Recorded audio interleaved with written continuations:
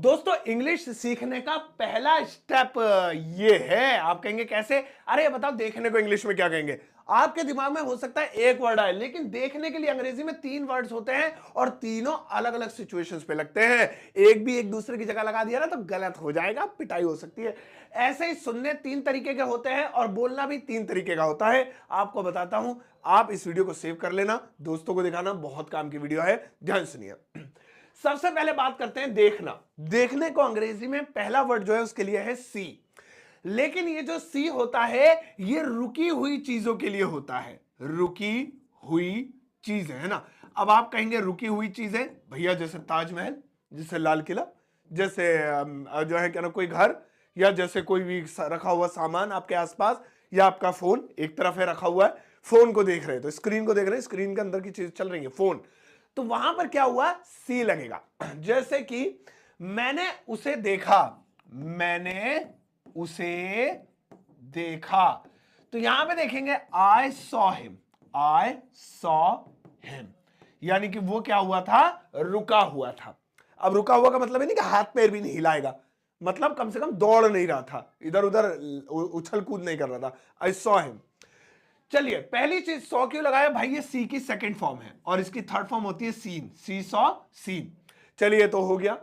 लेकिन एक देखना दूसरे तरीके का होता है और उसे अंग्रेजी में कहते हैं वॉच। वॉच। अब आप कहेंगे वॉच कहां लगाएंगे? घड़ी, देखने के लिए भी यूज होता है, लेकिन वॉच लगाएंगे जहां चीज में मूवमेंट हो, मूवमेंट्स, मूवमेंट्स। आप खास तौर पे स्क्रीन, अपने मोबाइल की स्क्रीन देखिए, और मोबाइल की नहीं, आप किसी भी चीज की स्क्रीन देख लीजिए, टीवी की स्क्रीन, लैपटॉप की स्क्रीन, मोबाइल की स्क्रीन, सिनेमा हॉल का पर्दा, यानी स्क्रीन प्रोजेक्ट पर होता है वो, तो वो भी पर्दा स्क्रीन ही हो गया। तो भाई कोई भी चीज जो स्क्रीन पर चले, चाहे स्क्रीन छोटी हो चाहे बड़ी हो, वॉच लगाएंगे, सी नहीं लगाएंगे। तो इसीलिए जैसे मैंने फिल्म देखी या मैंने एक फिल्म देखी, फिल्म देखी, ठीक है, तो यहां पे आई वॉच्ड, देखिए आई वॉच्ड अ मूवी। क्यों भाई सी क्यों नहीं लगाया? तो आप बता सकते हैं मूवी एक्चुअली में स्क्रीन पे चलती है, और कोई भी चीज जो मूवमेंट करती रहे, जो स्पीड में चलती रहे, ऐसी कंडीशन में हम वॉच का प्रयोग करते हैं। तो सी और वॉच में बहुत बड़ा फर्क है, याद रखिएगा कोई भी। तो इसी तरीके से मैच आप देख रहे हैं तो मैच में कहते हैं मूवमेंट्स होती है और वो स्क्रीन पे खास तौर पे चल रहा होता है। आप मैदान में भी देखेंगे तब भी मूवमेंट वाला गेम है, तो watch, I am watching match, है ना। तो चलिए, इसके बाद दोस्तों तीसरा वाला जो देखना आता है वो आता है लुक। अब देखिए, लुक माने भी देखना होता है, लेकिन ये होता है किसी चीज को लगातार देखना, और या फिर किसी चीज को ध्यान से देखना, ठीक है। जैसे आप जो है जब पढ़ाई करते हैं तो आप क्या करते हैं? टीचर को ध्यान से देखते हैं, या आप किसी को घूर रहे होते हैं तो आप क्या करते हैं? आप लगातार देखते हैं, तो उसको कहते हैं लुक। जैसे वह मुझे लगातार देख रहा था, देख रहा था, तो लगातार शब्द जुड़ गया। He was looking at me. या फिर जैसे टीचर होते हैं, हाँ ध्यान से देखो बेटा, look at the board, look at me, मेरी तरफ देखो। तो लुक का इस्तेमाल क्यों करते हैं? क्योंकि वो आपकी अटेंशन खींचना चाहते हैं। तो जहां पे ध्यान से देखने की बात होगी वहां पर लुक लगाएंगे। तो ये 3 तरह के देखने होते हैं। इंग्लिश का पहला स्टेप ये है कि आपको पहले 3 शब्दों के बारे में अच्छे से पता होना चाहिए। देखना 3 तरह के सी लगाएंगे वहां जो रुकी हुई चीज हो या हल्की फुल्की मूवमेंट हो। वॉच जहां वहां लगाएंगे जहां खासतौर पे स्क्रीन पे कोई चीज चल रही हो या ज्यादा मूवमेंट हो, और लुक वहां लगाएंगे जब किसी चीज को ध्यान से या लगातार देखा जाए। इसके बाद आता है सुनना। अब जैसे देखने 3 तरह के, सुनने भी 3 ही तरह के। सुनिए, पहला सुनना आता है लिसन, जिसका मतलब होता है कोई भी चीज मर्जी से सुनना, मर्जी से। अब देखिए, आप मुझे इस वक्त अपनी मर्जी से सुन रहे हैं, मैं जबरदस्ती आपको हिला तो नहीं रहा हूं, मर्जी से सुन रहे हैं। कोई जब आपसे फोन करता है आप उसे अपनी मर्जी से सुनते हैं। आप टीवी पर कोई गाना सुनते हैं, कोई फिल्म देखते हैं, उसके डायलॉग अपनी मर्जी से सुनते हैं। तो जहां पर आपकी मर्जी चले वहां पर आप लगाएंगे लिसन। जैसे मैं गाना सुन रहा हूं, मैं गाना सुन रहा हूं, सुन रहा हूं। अब देखिए, यहां पर ऑटोमेटिकली पता लग रहा है मर्जी है। So I am listening a song, ये देखिए SONG, I am listening a song. लेकिन एक सुनना दूसरा भी होता है। यहां तो लिसन क्यों लगाया? अपनी मर्जी से। एक होता है जो हम सुनना नहीं चाहते लेकिन हमें सुनाई दे जाती है, उसे कहते हैं हेयर। सुनाई देना, सुनाई देना। जैसे आप बैठे हुए पढ़ रहे थे, अचानक पीछे कुत्ता भौंकने लगा, तो आपकी मर्जी थी वो सुनने की, आप म्यूट कर देते कुत्ते को, ले म्यूट का बटन दबा दिया, भौंकियो मत भाई, नहीं, जबरदस्ती आएगी हो तो। या फिर कोई बर्तन गिर गया, मम्मी से दूध गिर गया, या भैया से आटे का डिब्बा गिर गया, पट देनी सब आ जाए। गली में कोई बम फोड़ रहा है, पटाखे, तो सब क्या हो रही है? ये वो आवाजें जो सुनना नहीं चाहते अपनी मर्जी से, ऑटोमेटिकली आपको सुनाई देती है। तो ऐसी आवाजों के लिए हियर लगाएंगे। जैसे मैंने एक आवाज सुनी, मैंने एक आवाज सुनी, तो देखिए I heard a sound, I heard a sound. Hear की थर्ड फॉर्म और सेकंड फॉर्म होती है heard, heard, I heard a sound. तो यहां पे SOUND, हाँ, यहां पे हेयर क्यों लगाया? क्योंकि मैंने अचानक सुनी, मैं तो कुछ और काम कर रहा था, वो मेरे कानों में आई अचानक, तो इस हेयर को यहां डिस्क्राइब ऐसे करेंगे, आई हर्ड अ साउंड। और आवाज आ रही थी और मैं ऐसे सुनना था, रुक जा आवाज आ रही है, तो वहां पर हेयर नहीं लगा, आई एम लिसनिंग द साउंड, वहां लिसन लगाएंगे, कानों से सुनने को खुद। और जहां पर अपनी मर्जी से आवाज अचानक से आ जाए, वह हेयर लगाएंगे। इसके बाद जैसे कि हमने लुक देखा था कि होता है लगातार या बड़े ध्यान से देखना, ऐसे ही एक होता है ध्यान से सुनना, और इसे कहते हैं ऑल ईयर। ऑल ईयर ये यही वाला है, ध्यान से, ध्यान से, यानी किसी चीज को बहुत ज्यादा केयरफुली सुनना इज कॉल्ड जो है ऑल ईयर। जैसे मैं तुम्हें ध्यान से सुन रहा हूं, ध्यान देंगे, मैं तुम्हें ध्यान से सुन रहा हूं। अब वैसे तो बच्चों इसे ऐसे भी कह सकते हैं, आई एम लिसनिंग यू केयरफुली। अब वो काम चला हुआ है, अब तुम्हें ध्यान से सुनने का अलग से वर्ड नहीं पता था, तो तुमने लिसन के साथ केयरफुली लगा दिया, ध्यान से के लिए दिल को तसल्ली दे रहे हो। कुल मिला के ठीक है, वो भी गलत नहीं है, लेकिन क्या है? दिल को तसल्ली, बस। हाँ चलो, ऐसे भी बन सकता है, बट देखिए इसे ऐसे बनाएंगे, I am all ears to you, I am all ears to you, ऐसे। तो किसी भी चीज को ऐसे सुनना, ऐसे, हाँ क्या कह रहे हो, तो वहां पे ऑल ईयर्स का प्रयोग करेंगे। तो ध्यान देंगे बच्चों, यहां पे हमने सुनने को भी 3 अलग अलग पार्ट्स में बांट लिया और समझा। अब बारी आती है बोलने की।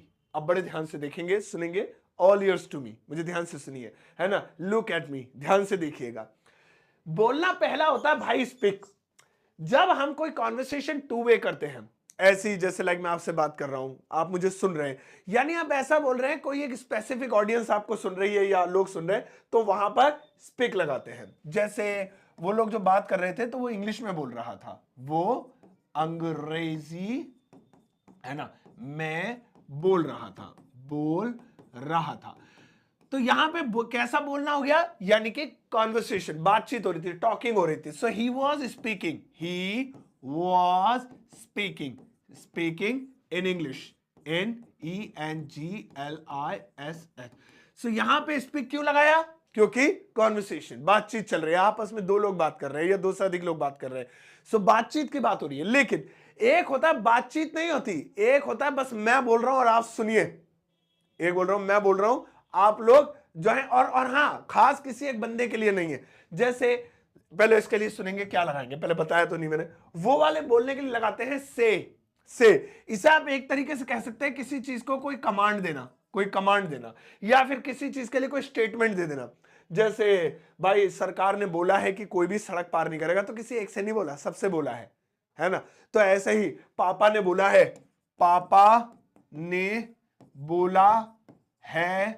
कि किताब मत छूना, है ना।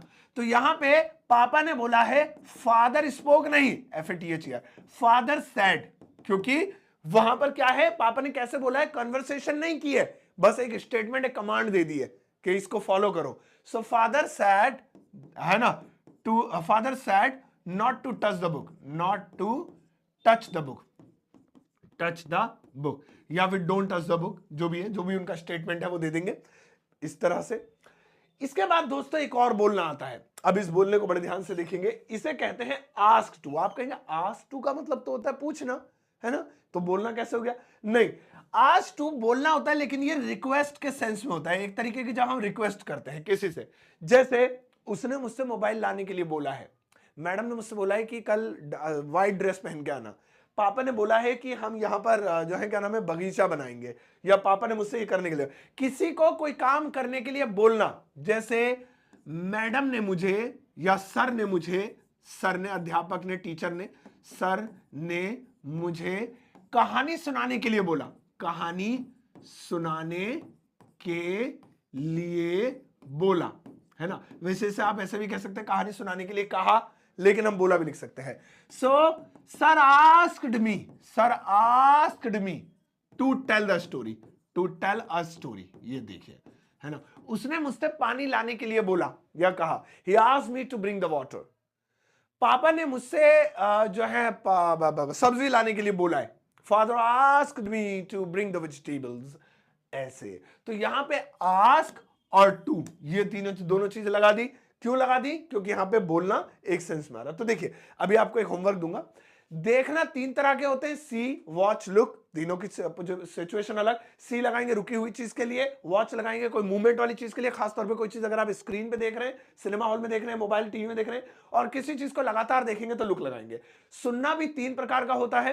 एक होता है लिसन, जिसे आप अपनी मर्जी से सुनते हैं। एक होता है हियर, जो आवाजें अचानक अपने आप आपके कानों में आ जाती हैं, आप सुनते नहीं है, जैसे भौंकने की आवाज, बम बम फटने की आवाज, कोई चीज गिरने की आवाज, यानी वो सुनाई दे जाए।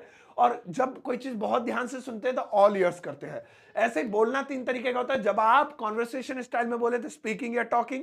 अगर आप किसी कोई स्टेटमेंट दे रहे हैं, से। और अगर आप कोई जो है रिक्वेस्ट कर रहे हैं किसी से कोई काम करने के लिए, तो वहां पे आस्क टू का प्रयोग करेंगे। अब आपके लिए एक छोटा सा होमवर्क है दोस्तों। यहां पर कुछ सेंटेंसेस लिखे हुए हैं। इन सेंटेंसेस में क्या आएगा, कौन सा सही और सटीक शब्द है, आपको इसकी इंग्लिश बनाकर वीडियो के कमेंट सेक्शन में अगर पोस्ट कर देनी है। मैं आपके आंसर का दिल से इंतजार करूंगा। इन सभी के आंसर ज्यादा से ज्यादा तादाद में आप कमेंट सेक्शन में बताइए, और बताइए कि इसको कैसे बनाएंगे, ताकि प्रैक्टिस मुझे नजर आए और मैं आपके आंसर चेक कर सकूंगा। हर एक के आंसर को मैं लाइक और शेयर नहीं और हर्ट जरूर दूंगा। कमेंट सेक्शन में इंग्लिश बना दीजिए। इसके अलावा मेरी किताब अमेजॉन और फ्लिपकार्ट पर हार्ड कॉपी में अवेलेबल है, जिससे आप घर बैठे इंडिया में ऑर्डर कर सकते हैं। इसका लिंक वीडियो के डिस्क्रिप्शन बॉक्स में, नहीं तो डायरेक्टली अपना अमेजॉन या फ्लिपकार्ट खोलिए, मेरा नाम डालिए, ये कवर आपको दिख जाएगा, और किताब आप ऑर्डर कर सकते हैं अपने एड्रेस पर, सीओडी पे, या फिर जो है जिस तरह से आप पे करना चाहें। और इसके अलावा मेरा कोर्स भी अवेलेबल है, जो कि मेरा एप्लीकेशन ग्रामर वाला पर अवेलेबल है, जिसका डाउनलोड लिंक वीडियो के कमेंट सेक्शन में है। अब जाओ इस वीडियो को ज्यादा से ज्यादा शेयर करना, जाते आते एक प्यारा सा लाइक देकर जाना।